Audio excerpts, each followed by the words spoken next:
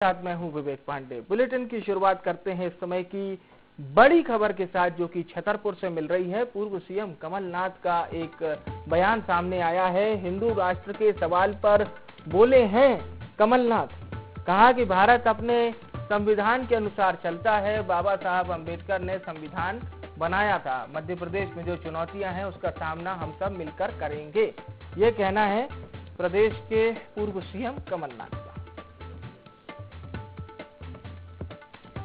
जो है भारत अपने संविधान के अनुसार चलता है।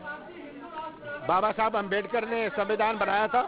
जो संविधान भारत का है वही संविधान भारत का है। आज मध्य प्रदेश में जो चुनौतियां हैं, इन चुनौतियों का सामना हम सब मिलकर करें। तो सुना आपने पूर्व सीएम कमलनाथ को, और हमारे साथ खास मेहमान चर्चा में जुड़े हैं।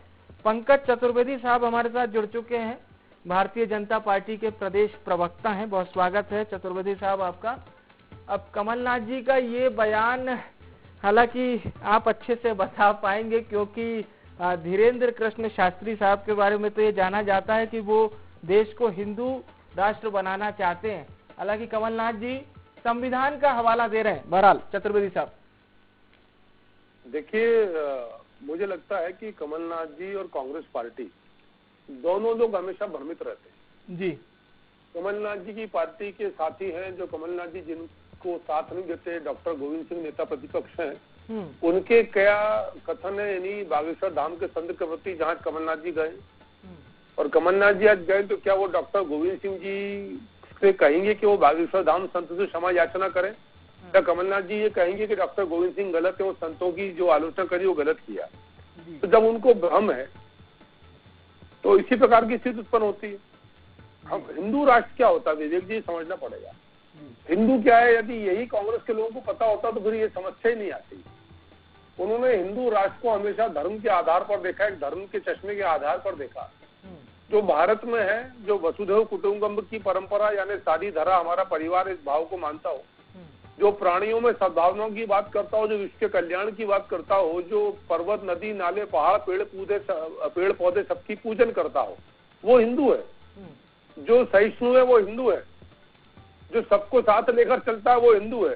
तो ये भाव अभी कमलनाथ जी को समझने में दिक्कत नहीं, क्योंकि क्या है कि कमलनाथ जी पाखंड करते हैं, ढोंग करते हैं, दिखावा करते हैं धर्म का। और जब उनके मन पर तुष्टीकरण का, उनके मन मानस तुष्टीकरण की राजनीति का चश्मा चढ़ा हुआ है, तो फिर ऐसे ही विचार सामने आएंगे।